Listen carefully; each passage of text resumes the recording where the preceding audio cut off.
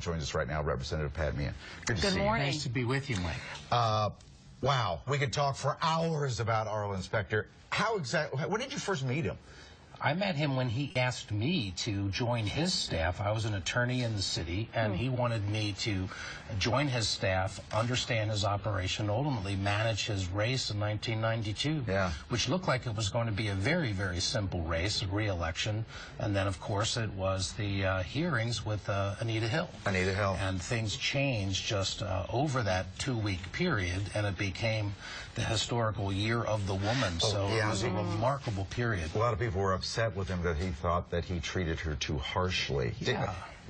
What did he say about that? Did he have second thoughts? Well, he ran right at the issue. I mean, I think he believed that he had a strong record on women's issues, and that he wanted to try to explain.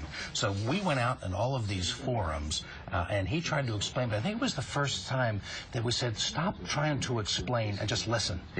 Listen to the women and understand their frustration and their anger at how this could have been, interpreted. No matter what the right result is, it's important that you listen. And I think he did. I think he changed as a result of that. He had such a long career, obviously, so it was interesting yesterday to hear people talk about him at different, points of his life. I remember, we worked with him a lot here on Good Day, towards the end. How do you wrap your mind, or how do you, when you talk about his career, especially with the end, with him switching parties, what do we say to that? Yeah, well, that's the piece that frustrates me, because he has this long body of work, and I watched him in important times. He chaired the Intelligence Committee when I was with him and had remarkable insight and connections with people all throughout the Middle East. He was critical on the Appropriations Committee. He has done a 10-fold increase in the funding for the National Institute of Health, has created really in many ways the government role in helping to do important medical research, maybe one of the more important things that the government does.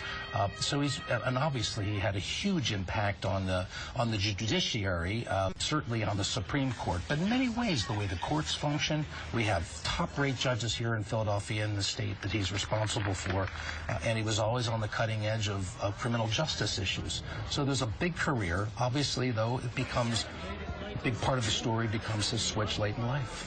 Yeah, he started as a Democrat, though, wasn't he? When he was born in Wichita, Kansas, he was born in a Democratic family. Yeah, he came here and was given the opportunity to run for district attorney as a Republican, and he seized it and stayed then as a Republican through most of his career. What's something that we don't know about him? I remember here on Good Day, one of our producers made the mistake of calling him early in the morning. He gets up every morning to play squash, but I don't remember what it was. Either they called him too early or something like that. But what was he like? Give us one of those kind of stories. Well, he never asked more from those around him than he expected of himself. So he was a hard taskmaster, but once you passed the test, there was an incredible loyalty. He had a very dry sense of humor. He's very funny. We did stand-up with him.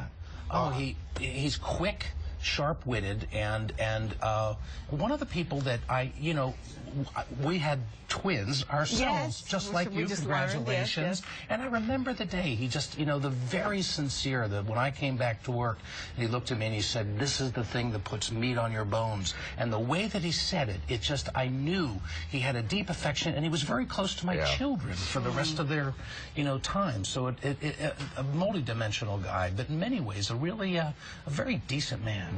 Any advice for Chanel about the twins? You have twin boys. When you're feeding them, wake them up at the same time. I just whispered to him during the commercial break because I was telling him how, I'm exhausted and waking up still in the middle of the night. So you say you get them both up at the same time. Wake them up both, put them back down. Even though you just seem so sound and snuggly, you still wake them up? You're the one that needs the sleep. Very true. Listen to the boss. It was a pleasure. Good to see you. Great to see you again. All right. Good morning to you, Karen Hepp.